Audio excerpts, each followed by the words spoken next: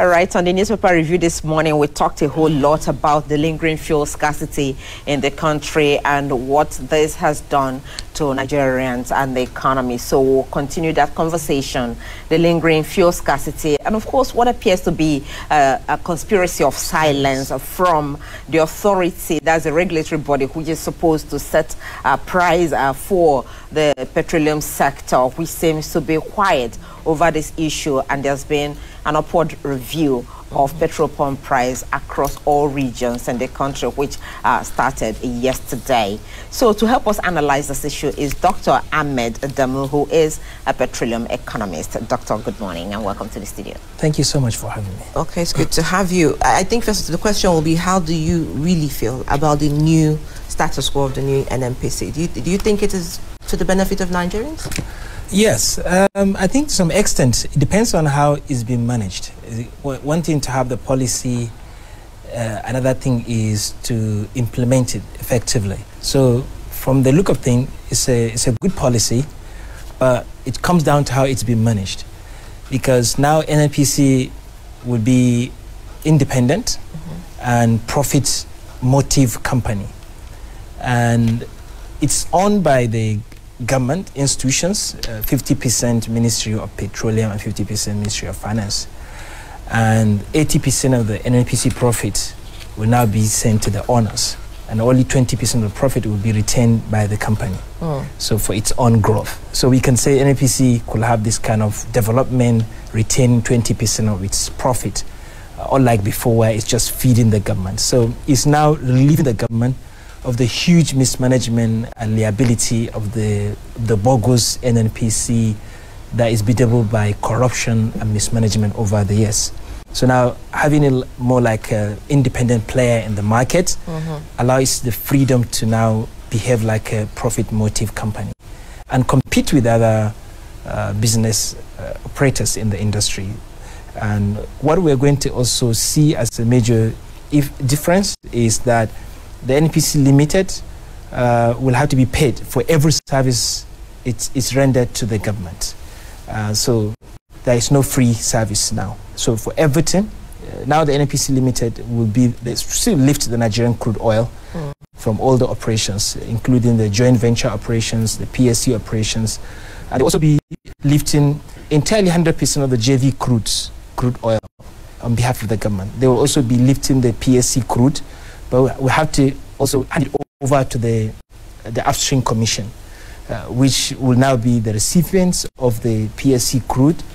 They will also be taking the royalty crude, also still handing over to the commission.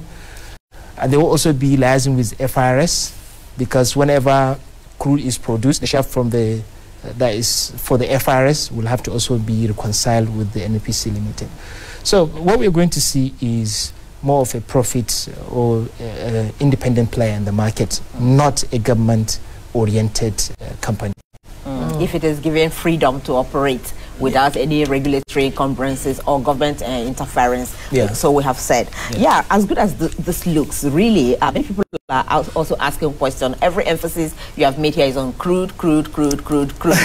You know, so people are asking, how would this function when Nigeria, which is a major player in OPEC, an oil-producing country, is still importing refined products? So how well would NNPC perform, NNPC Limited perform, while the country still imports finished product? You know, NNPC, according to the PIA, is given the choice to pick which of the inherent assets from the defunct NNPC to take. And NNPC Limited has been silent about whether they want to take on the refineries or not. So it's an open choice. If NNPC Limited want to take the refineries, they can take it. But they have not taken it yet, because they're looking at the liability. Because whatever asset you are willing to take, you have to also take the liability of the asset. So you take the asset of refineries, but you also have to take responsibility of those assets. So NNPC Limited is not investing in the downstream yet. So we are not seeing the maybe direct effects of the downstream sector from the NNPC. So what should Nigerians then benefit from that when every day we still see fuel queues, you know, Nigerians, a country that produces, you know, oil, I mean crude oil, queuing to buy refined products? Would it help solve the problem? There is no link between availability of fuel and NNPC privatization or commercialization. These are independent and separate things. You are now privatizing your company. If this company wants to build refineries, they can build refineries. If they want to take up this or take on these refineries, they could do that. But for now, as it stands, there is no link. Even the fuel price increase that was announced yesterday is independent and separate from NNPC commercialization. NNPC commercialization is a business thing. It's just government relieving itself of managing the NNPC.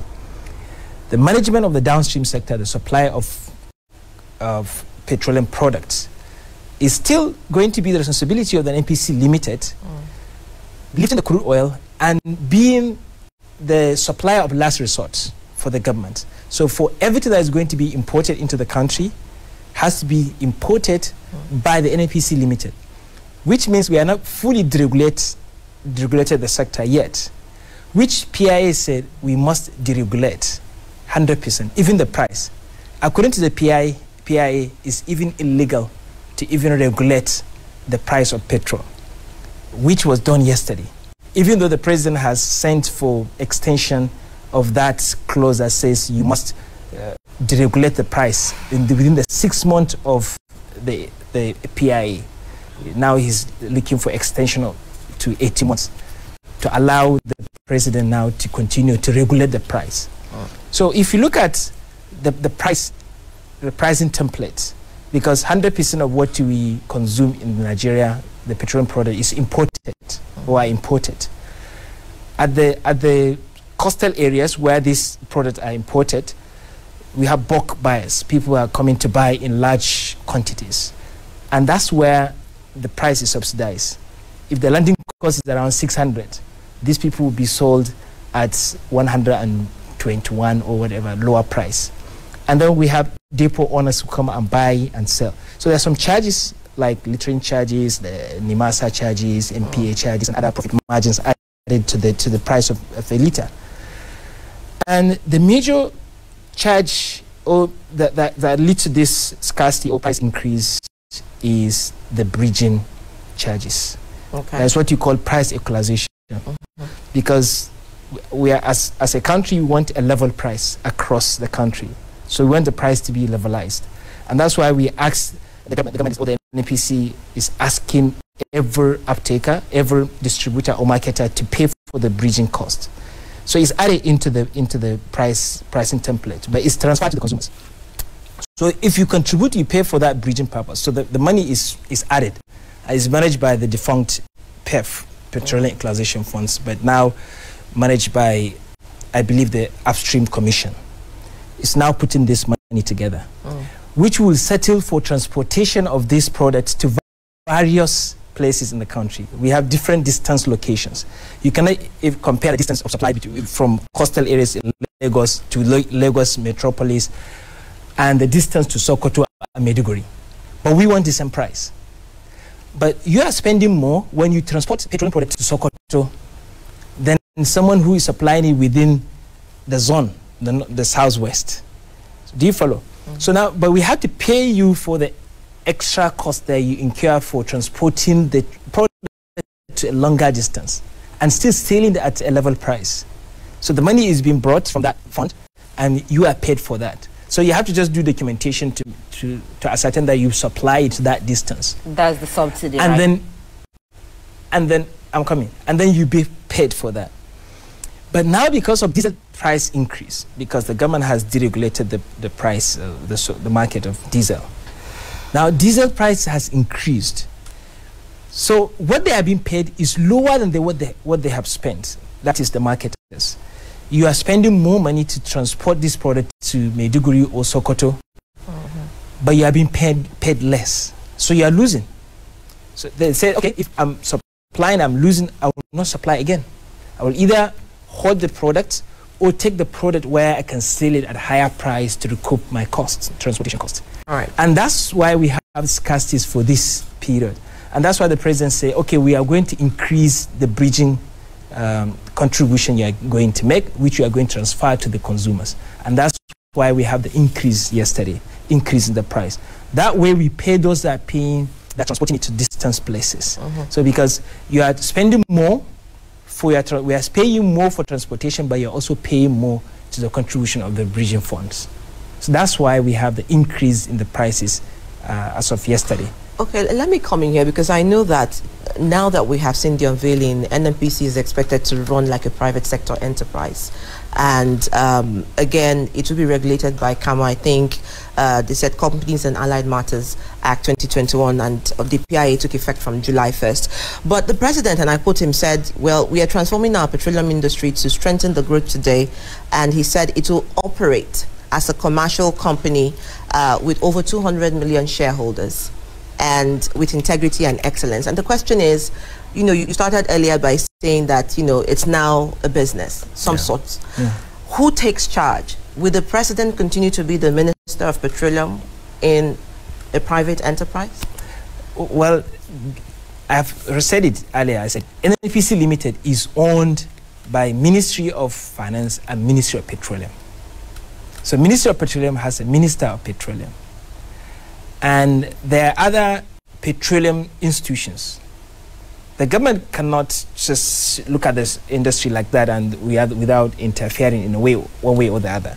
So there must be Minister of Petroleum, whether we still have the NNPC. NNPC is just it's a company, but we have industry. We have the upstream commissions. We have the downstream authority. We have so many regulations. We have licenses. We have lease that we give to IOCs that are coming. So you must have a petroleum ministry. You must have a Minister of Petroleum. In fact, this is the time when we need more capable Minister of Petroleum to manage and checkmate the excesses of these independent players in the market. So, but the most important thing that the president should assure Nigerians is the supply and affordability of the products, which they have not explained, like you guys said, because we just saw a notice that prices have increased. No explanation. Even though people that are following the news, they are aware of the diesel price increase, which now, for the first time, we are seeing a differential price in the country. It has never happened in this country. It has actually been, Doctor, but differential prices? People, yes, in the East. No, I mean officially. It's not official. Yeah, what I'm saying. Okay, yeah, what I'm saying officially. Okay. Yeah, of course we have been, because we are running away from reality. The future is scary, but we are trying to run away from it instead of to embrace it and plan for it and go for it with some level of assurance. But we'll be running away from it and it's coming closer. So our leaders have to be honest with us. We have to have a transparent conversation around what's going on in the country. Now, as we speak, the landing price of petrol per litre is around 700 naira per litre. You understand? So these are the realities that we are not explaining to Nigerians. Every day we consume 66 million litres of petrol. And even if you are subsidizing it, now you have differential price just to cater for the diesel price hike. And one of the mistakes they made was to reduce or to remove the diesel subsidy before the PMS subsidy removal. So, like, if you look at some country like Brazil, before they removed the PMS subsidy, before they removed the diesel subsidy, they had to remove the PMS subsidy because the diesel price has more effect on the inflation than the PMS, because the diesel is the fuel used by heavy trucks that convey or transport producer goods, and it's used in the process of production, especially in factories, in commercial sectors, and for transportation of goods and services. So if you increase transportation of goods, so if you increase price of diesel, you're going to have higher inflation because transportation effect is there. But mostly, like I said in one of my articles, is PMS is more for human transportation, how you move from your house to your office. But diesel is for moving of goods. Goods and services. So me and you will also buy goods and services. And that's why we see the inflation, because diesel has gone up. So you don't just remove diesel subsidy and you're allowing PMS subsidy. So what you're still going into the inflation while you're spending more for the subsidy.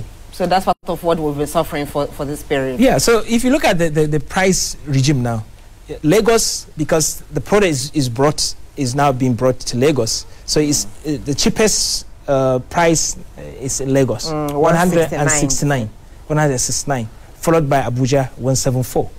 And Abuja is I don't know why they put 174 for Abuja, 179 for the entire southwest, south, and north central, 184 for southeast and north central, northwest. Northwest, yeah. And then 189 northeast, because that's the farthest distance. So we are paying for every distance. So distance should reflect in the price.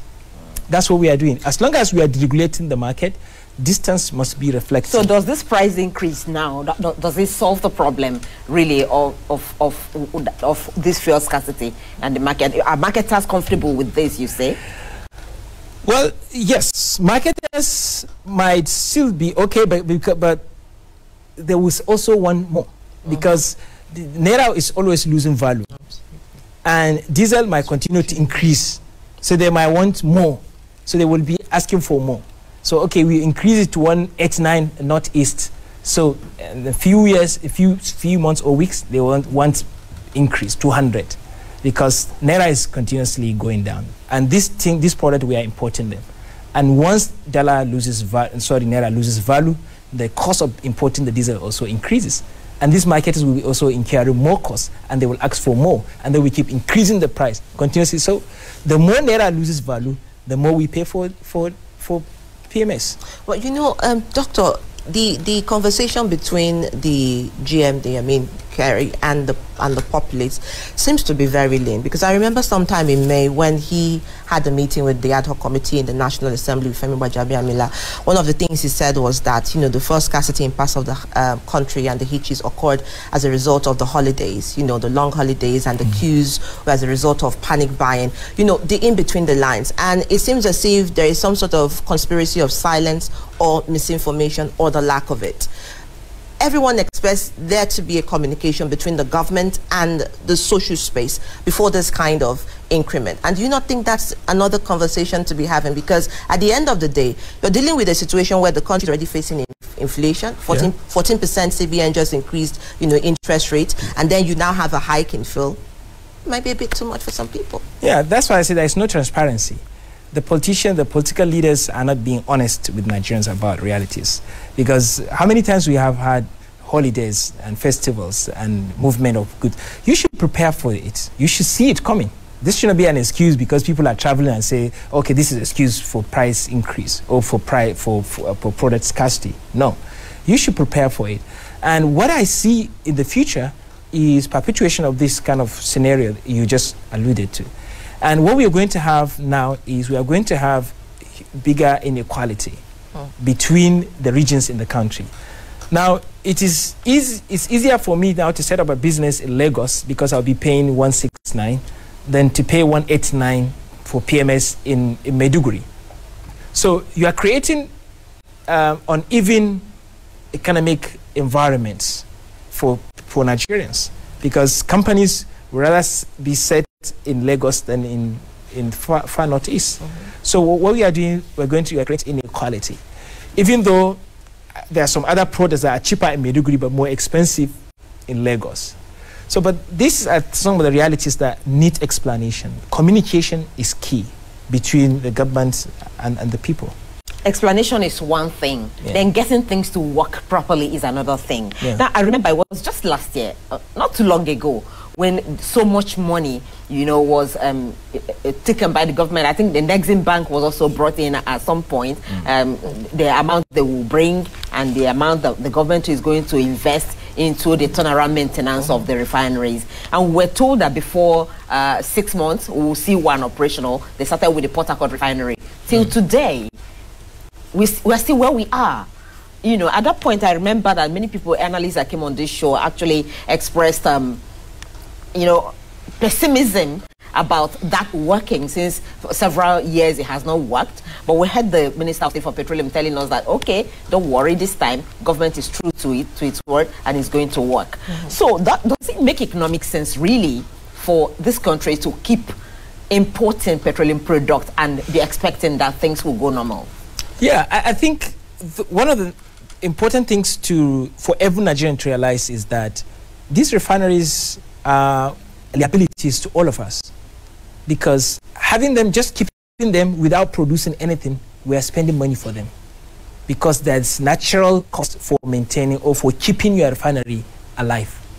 Just keeping it alive, not producing anything, but you are spending money.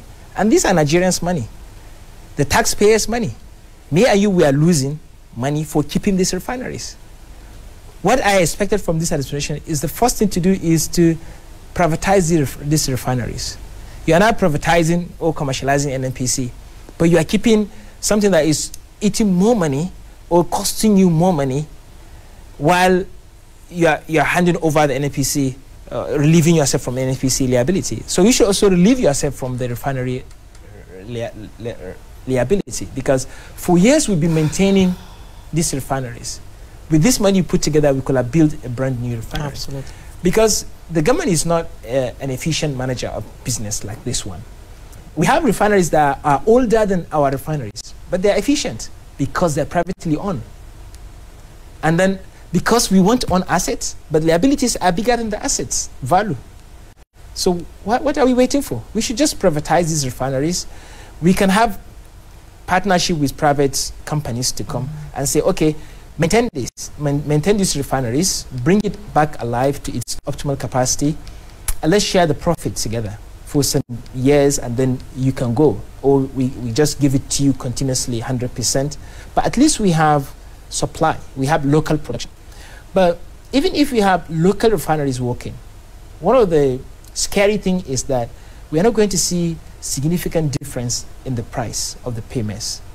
A lot of people think once we refine petrol within Nigeria, petrol is going to be maybe 50 naira, 80 naira. No, because even the NNPC boss, he said the Dangote refinery, when it comes on start operation, they will be sold the crude oil, Nigerian crude oil, in dollars.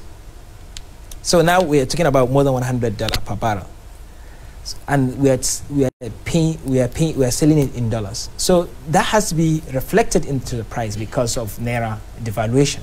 So once naira is losing value, the cost of refining locally will be more expensive. And then there's the only difference that we're going to have is the freight, the freight, and the taxes from other countries, and some of the offshore charges. So we'll put together, you're going to see the difference between the imported liter of petrol and the one that is locally refined. The difference will not be more than 100 naira per liter. And if we are to fully deregulate the price in the sector, if the free open market price is 700 naira, then the locally produced petrol will be 600 naira per liter. So you see, the difference is not that much. That's why I say for us as a country, we have to think outside the box. We cannot just continue in a normal way. Everyone must have their own cars, you know. We have to have mass transport systems, and we have to have these light rail transportation systems. But as it is going, even if you have local refineries, the story will not be much different. And someone would also say, well, to have all those in place, you have to have a secure environment for them to thrive because of insecurity. You talked about, you know, the international ways of operation and how it's worked so far.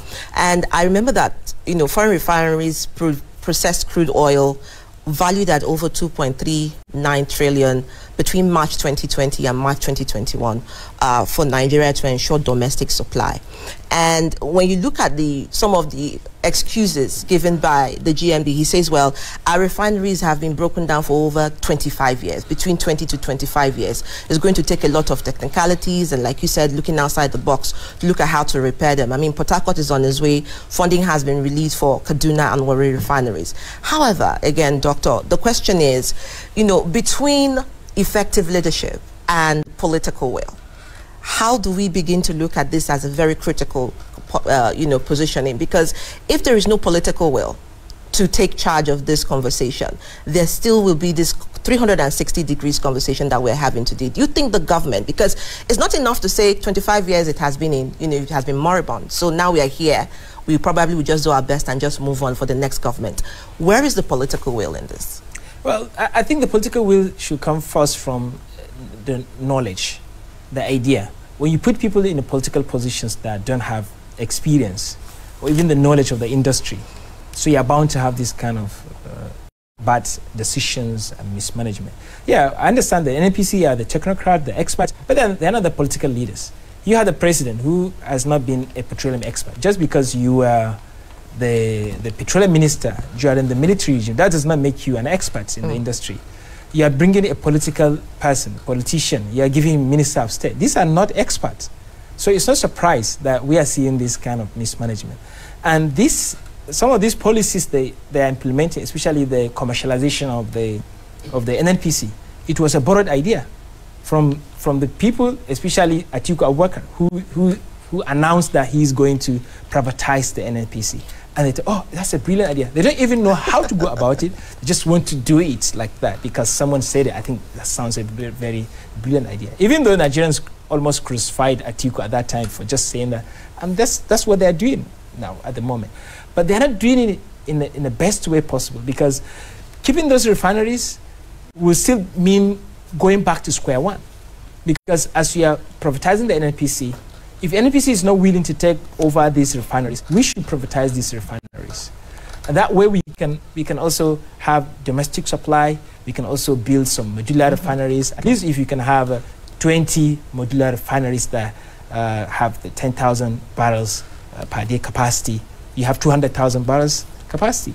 You augment that with Dangote refinery, even though Dangote refinery, we don't know when it's coming on board. So I think for me, it comes down to the management of the privatization. And then another issue that is very germane here is the issue of subsidy. Because this administration has been shying away from it. Because shying away from this reality, it means that you are prolonging the suffering that Nigerians should have, or the realities that Nigerians should come to realize. Because now with NNPC Limited, how do you manage the subsidy? Because NNPC used to subsidize the Nigerians' petroleum consumption. So NNPC supposed to remit money to the federation account. They will deduct whatever they paid for the subsidy.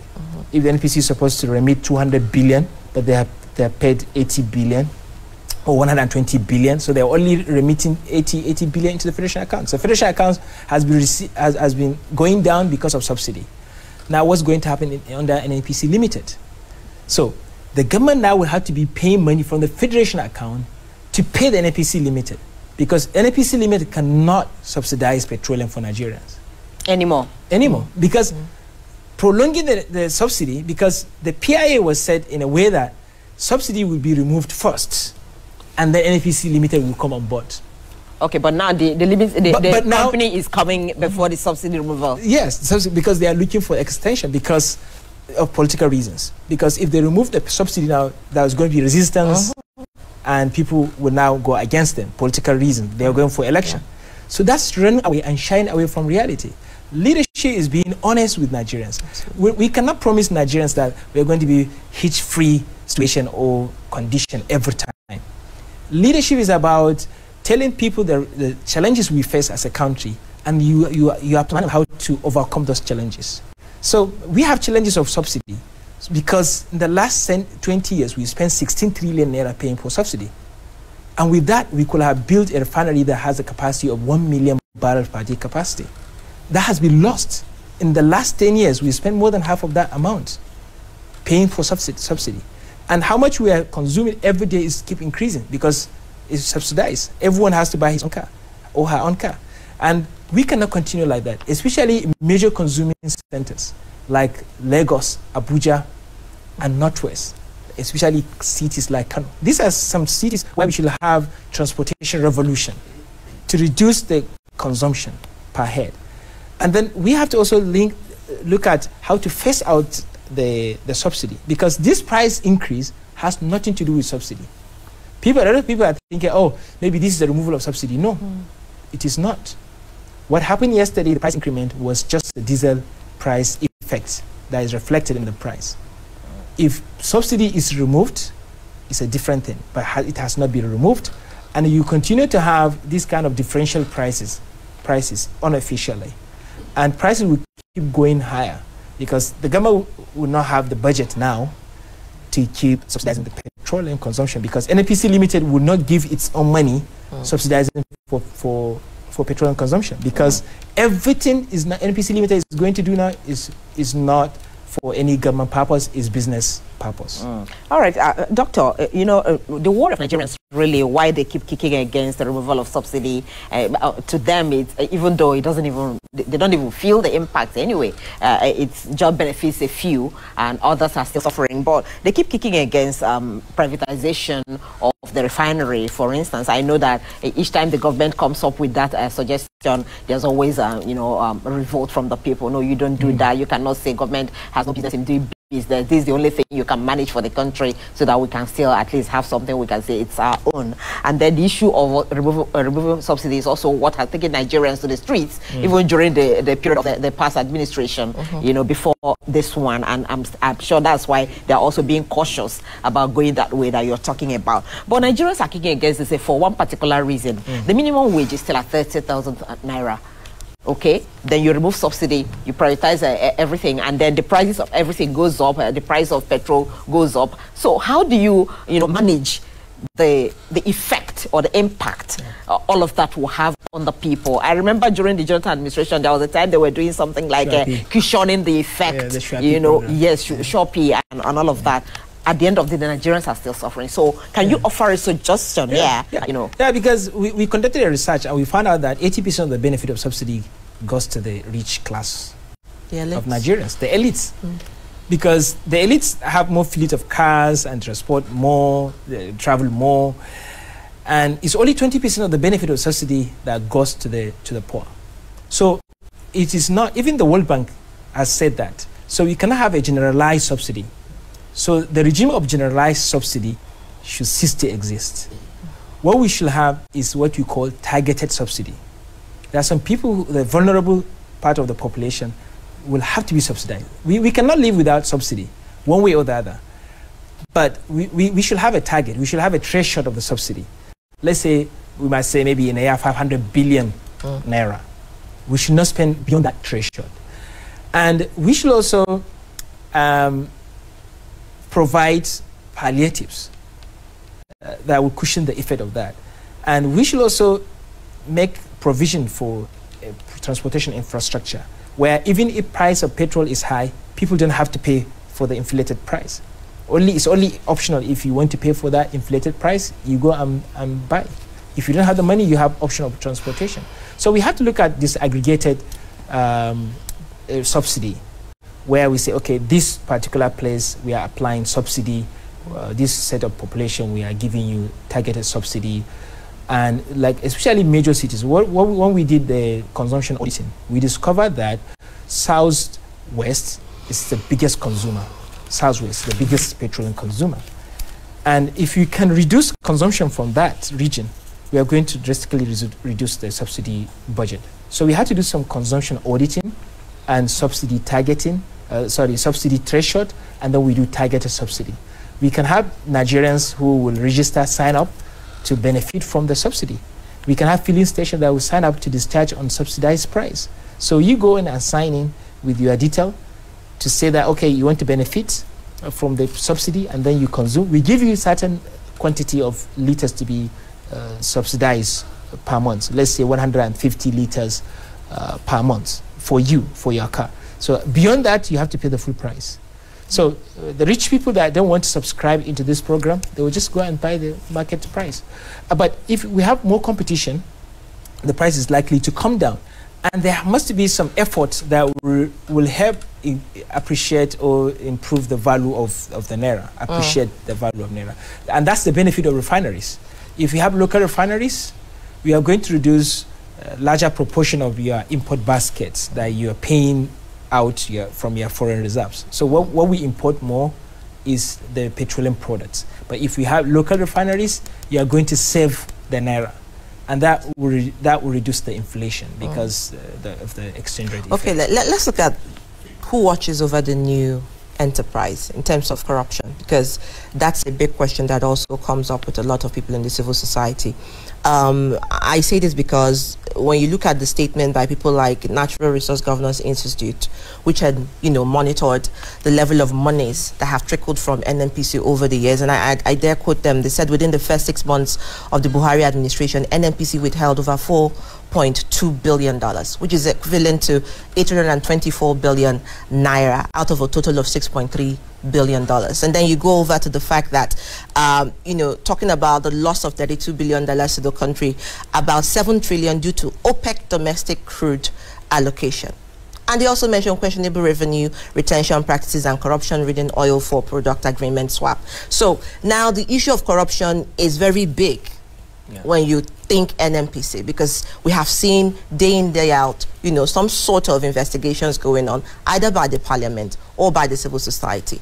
Now that we have this new enterprise, do you think that corruption will reduce drastically with this new management? Even though we think, yes, there's still the consideration of the elites within the calculation. Yes, it comes down to the owners. It comes down to the Ministry of Finance and Ministry of Petroleum. If I own a business, it's my job now to make sure that there is transparency and it's free of corruption.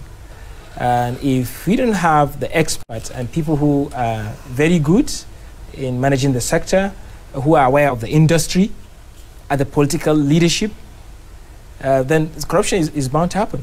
But if we have the capable hands who are expert, who know the operations of the industry, they could checkmate and vet the operations of the NNPC Limited. But for now, NNPC Limited are the technocrats, people who know the business, who know the complexity. So that there could be some collusion or some corruption or information asymmetry. Because it's some explanation if you give to President Buhari as a Minister of Petroleum, he will not understand. Or Minister of State Petroleum, he will not understand. But it could be wrong information. They could even misadvise him. Or misadvise him. So I think for me, there should be a separate institute. Even though, well, I have to acknowledge that we have other industry, we have other institutions like the Regulatory Commission, the Downstream Authority. They are the ones that will be also looking at the NNPC Limited, its operation, and will be representing the government in the operation. So perhaps we may have other technocrats who will also be checkmating the NNPC. But I think the corruption will be minimized, being a profit, because we could see the effect of that from the profits, the report. Because, like I said, 80% of the NNPC Limited profit will have to be remitted to the Federation account through the Ministry of Finance and the Ministry of Petroleum. So where does this idea of NNPC Limited being owned by 200 million Nigerians, where is it coming from? It's a unit of the shares, so you divide it into 50-50. 50% owned by the Petroleum Ministry and 50% finance. But I think the PIA allows the NNPC Limited to open its shareholding. To go public. To go public in the future. In the future, okay. Yeah, so that's where the full coming privatization. But for now, it's private, it's business driven, but owned by the government. All right. So let's look at this issue, which is a global issue now. At a time when every world is moving away from fossil fuel kind of energy, going into cleaner energy to fight climate change. We are still, talking about our fossil fuel energy and all that.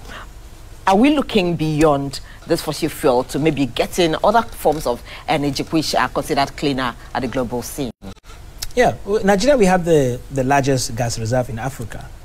And we are the second worst country in terms of gas flaring. And that's huge resources waste. And if we can invest in natural gas, we could tap so many abundant opportunities that we could get even more money than we got from the oil. We have more natural gas than the crude oil. So we have more natural gas than crude oil, which means that we are not tapping from the cleaner energy, which is natural gas. And for me, I'm a proponent of natural gas. There are a lot of investment going on, and which will lead to supply of natural gas. And we can get all the product we get from crude oil from the natural gas. Now, we have some new technologies that enable us to get transportation fuel from natural gas. We can even use CNG in our cars. So just need retrofitting of your engine to start changing or switching from PMS to now CNG. So we can also have a big transformation in terms of transportation sector. What I see in Abuja here is flooding of cars every day. Traffic is increasing. In big cities, you don't have to have a lot of traffic like this because you should have fast transportation system. People can come here through public transport systems. These public transport systems use electricity, use natural gas for transportation. So I think for me, we have to start substituting our energy mix and introduce more of natural gas. I think that's where I see the future, especially now with the introduction of electric cars. Now, it's cheaper now to recharge your car than to pay for the expensive PMS. Around the world, PMS is becoming more expensive because of the Russia war and Ukraine. And even in America, as such, yesterday when I checked, the price of liter is around 900 naira, around 1,000 naira per liter. That's America. America, they also have refineries. Those living in the UK are also complaining bitterly about yeah, but they have options. I can go on the train, right? I can go on public transport buses. But here we don't have option. So we should not be subjected to only one option. We should diversify our transportation systems. And this is where we need to save money to build the public transport systems. Because if all the money is going, no administration will ever succeed paying for subsidy and importing petroleum products. No administration will ever succeed. So our biggest challenge is how do you manage subsidy and how do you reduce or stop importation of refined petroleum. And then we need to save money to embark on huge transportation revolution. That's the way out. Because we cannot continue to have this luxury transportation system where everyone must have their own cars.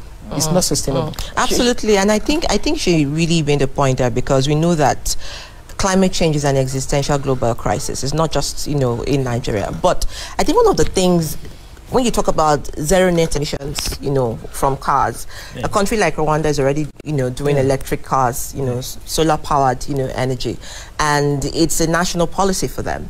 But do you think Nigeria has a technical know-how? Do you think they are ready to move from that, space to growing the technical space to be able to have experts who will step down this narrative? Because again, you're dealing with communities and you're dealing with, sub-national, territories. How do you step down? Kind of in every energy transition, it's not about a question whether you have the technicality.